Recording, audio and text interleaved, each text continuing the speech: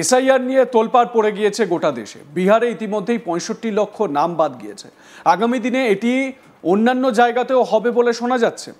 এদিকে এসআইআর এর বিরুদ্ধে সরব হয়েছে রাজ্যের শাসক দল। অন্যদিকে নির্বাচন কমিশন বিভিন্ন রাজনৈতিক দলের বুথ লেভেল এজেন্ট বা বিএলএদের নাম জানতে চেয়েছে।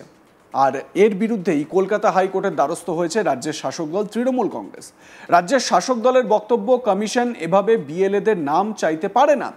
জরুরি ভিত্তিতে শুনানির আবেদনও জানানো হয়, কিন্তু জরুরি ভিত্তিতে শুনানির আবেদন খারিজ করে দিয়েছেন কলকাতা হাইকোর্টের বিচারপতি অমৃতা সিনহা। তবে আবেদন করার অনুমতি দেওয়া হয়েছে। এ প্রসঙ্গে এটা আপনাদের বলে রাখা দরকার যে এই যে নির্বাচন কমিশনের সাংবাদিক বৈঠক ২৪ ঘন্টা আগেই মুখ্য নির্বাচন কমিশনার জ্ঞানেশ কুমার তিনি সাংবাদিক বৈঠক করে পশ্চিমবঙ্গে এসআইআর কবে চালু হবে এই প্রসঙ্গে বলতে গিয়ে বলেন যে ৩ জন কমিশনার, তিনি তার সঙ্গে উপস্থিত আরও ২ জন তার সহকারী, তাদের দিকে দেখিয়ে বলেন আমরা ৩ জন কমিশনার মিলে একটা দিন দেখে ডিসিশন নেব যে কবে বাংলায় এই এসআইআর করা যেতে পারে বা দেশের অন্যান্য জায়গায় কবে এসআইআর করা যেতে পারে। উচিত একটা সময় দেখে সেটা জানিয়ে দেওয়া হবে। তবে রাজ্যের যেই আপত্তি বা রাজ্যের যে এই পিটিশন, এ বিষয়ে আমার সহকর্মী মানস নস্কর তার প্রতিবেদনে কি জানাচ্ছেন, আসুন শুনে নেওয়া যাক। গোটা দেশের বিভিন্ন রাজ্যে এসআইআর প্রক্রিয়া শুরুর তোড়জোড় বেশ কিছুদিন আগেই নির্বাচন কমিশন করে দিয়েছে। বিহারে সেই প্রক্রিয়া বলা যায় যে অনেকটাই সম্পন্ন হয়ে গেছে। বিহারে আসন্ন বিধানসভা নির্বাচনের আগে ইতিমধ্যেই নির্বাচন কমিশন সেখানে খসড়া ভোটার তালিকা প্রকাশ করে গণনার পর খসড়া ভোটার তালিকা প্রকাশ করেছে। এ রাজ্যেও শীঘ্রই সেই প্রক্রিয়া শুরু হতে চলেছে বলে বেশ কিছুদিন আগে থেকেই আমরা জানতে পাচ্ছি। ৫ই জুলাই নির্বাচন কমিশনের তরফে রাজ্যকে চিঠি দিয়ে জানতে চাওয়া হয়েছিল যে রাজ্য কতটা এই প্রক্রিয়ায় প্রস্তুত বা রাজ্যকে প্রস্তুত হওয়ার কার্যত নির্দেশ দেওয়া হয়েছিল। এইবার এই রাজ্যে এসআইআর প্রক্রিয়ার আগে নির্বাচন কমিশন সিদ্ধান্ত নিয়েছে বিভিন্ন রাজনৈতিক দলের নির্বাচন কমিশনের তরফে বিভিন্ন রাজনৈতিক দলের বুথ লেভেল এজেন্টদের নাম চাওয়া হয়েছে এবং নির্বাচন কমিশনের এই বুথ লেভেল এজেন্টদের নাম চাওয়ার বিরুদ্ধে কলকাতা হাইকোর্টের দ্বারস্থ হয়েছে রাজ্যের শাসক দল তৃণমূল কংগ্রেস। তাদের বক্তব্য, নির্বাচন কমিশন এইভাবে বুথ লেভেল এজেন্টদের নাম চাইতে পারে না। যদিও বিচারপতি অমৃতা সিনহার বক্তব্য, এটা নিয়ে কি শুধু সমস্যা আপনাদেরই, না অন্য কোনো রাজনৈতিক দলও এই নিয়ে তাদের আপত্তি জানাচ্ছে। রাজ্যের শাসক দলের পক্ষে আইনজীবী তিনি বিচারপতি অমৃতা সিনহাকে বলেন যে অন্যান্য রাজনৈতিক দল হয়তো এই বিষয়টিকে মেনে নিয়েছে, কিন্তু রাজ্যের শাসক দল তৃণমূল কংগ্রেস এই বিষয়টি মানতে পারছে না। তারা এই নির্বাচন কমিশনের এই সিদ্ধান্তের বিরুদ্ধে আদালতের দ্বারস্থ হয়েছে, সেই জন্যই নির্বাচন কমিশনের এই সিদ্ধান্তকে তারা চ্যালেঞ্জ জানাচ্ছে। যদিও বিচারপতি অমৃতা সিনহা জরুরি ভিত্তিতে এই মামলা বা এই বিষয় শুনানি করবেন না বলে জানিয়েছেন, তবে মামলা দায়ের করার অনুমতি দিয়েছেন, আবেদন করার অনুমতি দিয়েছেন, তবে জরুরি ভিত্তিতে তিনি বিষয়টি শুনতে চাননি। প্রসঙ্গত আমরা জানি যে বিহারে এসআইআর কে কেন্দ্র করে ইতিমধ্যেই বিতর্কের সৃষ্টি হয়েছে। সেখানে যে খসড়া ভোটার তালিকা প্রকাশ করেছে নির্বাচন কমিশন, সেই তালিকা থেকে ৬৫ লক্ষ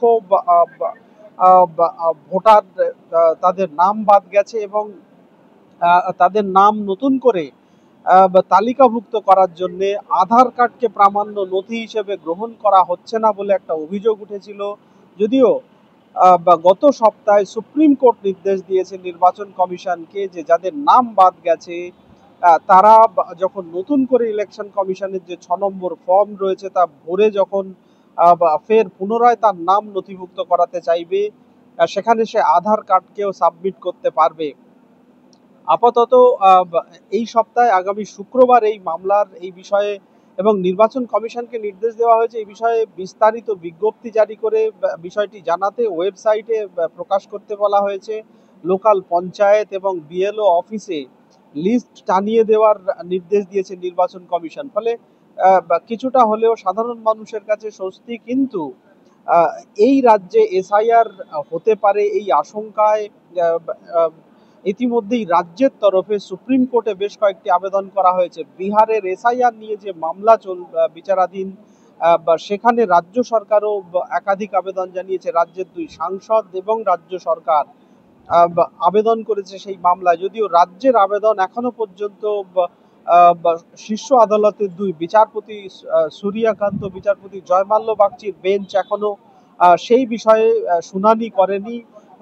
রাজ্যকে জানিয়েছে এই বিষয়ে তারা পরবর্তীতে এই বিষয়ে শুনবে, বা এই বিষয়ে এখন অত তড়িঘড়ি শোনার প্রয়োজন নেই বলেই শীর্ষ আদালতের তরফে জানানো হয়েছে। কিন্তু রাজ্য বলা যায় যে প্রথম থেকেই জবে থেকে নির্বাচন কমিশন এসআইআর এর নিয়ে রাজ্যের কাছে রাজ্যকে চিঠি দিয়েছে, এবং চিঠি দিয়ে এই প্রক্রিয়া শুরুর বিষয়ে প্রস্তুতি নিতে বলেছে। তখন থেকেই এই রাজ্যে এই বিষয়ে উদ্বেগ ছড়িয়েছে। এবং শুধু তাই নয়, এর আগে বিএলও যাদের ব্লক লেভেল আধিকারিক হিসেবে যাদেরকে এই প্রক্রিয়ায় নিয়োগ করা হচ্ছে, যে শিক্ষকদেরকে, তারা পর্যন্ত আদালতের দ্বারস্থ হয়েছিলেন। তারা কোন সময়ে এই কাজ করবে, স্কুলের পড়ানো বাদ দিয়ে তাদেরকে এই কাজ করতে হবে, এরকম আশঙ্কা নিয়ে তারাও কলকাতা হাইকোর্টের দ্বারস্থ হয়েছিল। যদিও কলকাতা হাইকোর্ট নির্বাচন কমিশনের পক্ষেই মত দিয়েছে, এবং বিএলওদেরকে যাতে ছুটির দিনে কাজে নিয়োগ করা হয় সেই নির্দেশও দেওয়া হয়েছে। কিন্তু বুথ লেভেল এজেন্ট, বিভিন্ন রাজনৈতিক দলের বুথ লেভেল এজেন্টদের নাম চাওয়া হয়েছে নির্বাচন কমিশনের তরফে, এবং নির্বাচন কমিশনের এই সিদ্ধান্তের বিরুদ্ধে রাজ্যের শাসক দল তৃণমূল কংগ্রেস আজকে কলকাতা হাইকোর্টের বিচারপতি অমৃতা সিনহার দৃষ্টি আকর্ষণ করে জরুরি ভিত্তিতে মামলার আবেদন জানিয়েছে। জরুরি ভিত্তিতে শুনানি করারও আবেদন জানিয়েছিল, যদিও বিচারপতি জরুরি ভিত্তিতে শুনানির আবেদন গ্রহণ করেননি। এদিকে বাংলার এসআইআর কবে হবে তা নিয়ে ইতিমধ্যেই প্রশ্ন উঠতে শুরু করেছে বিভিন্ন মহলে। তবে রবিবার জাতীয় নির্বাচন কমিশন এ বিষয়ে স্পষ্ট বার্তা দিয়েছে। মুখ্য নির্বাচন কমিশনার জ্ঞানেশ কুমার বলেন, বাংলায় এসআইআর কবে হবে তা জানানো হবে। 3 জন কমিশনার, আমরা 3 জনে মিলে সিদ্ধান্ত নেব, নিয়ে এটা জানাবো, আলোচনা করে সঠিক সময় সেটা জানানো হবে। জ্ঞানেশ কুমার কি বলেছিলেন শুনুন। वेस्ट बंगाल के एसआईआर की तारीख की बात है। हम तीनों कमिश्नर्स एक उचित समय देखकर उसका निर्णय लेंगे कि कब वेस्ट बंगाल में होना है या देश के अन्य राज्यों में कब होना है। उसकी तारीखों का ऐलान आने वाले समय में उचित समय पर किया जाएगा। वेस्ट बंगाल के एसआईआर की तारीख की बात है। हम तीनों कमिश्नर्स एक उचित समय देखकर उसका निर्णय लेंगे कि कब वेस्ट बंगाल में होना है या देश के अन्य राज्यों में कब होना है। उसकी तारीखों का ऐलान आने वाले समय में उचित समय पर किया जाएगा। वेस्ट बंगाल শুনলেন মুখ্য নির্বাচন কমিশনার জ্ঞানেশ কুমার, তিনি বললেন যে একটা সঠিক সময় দেখে আমরা জানাবো বাংলায় বা দেশের অন্যান্য জায়গায় কখন এসআইআর হবে।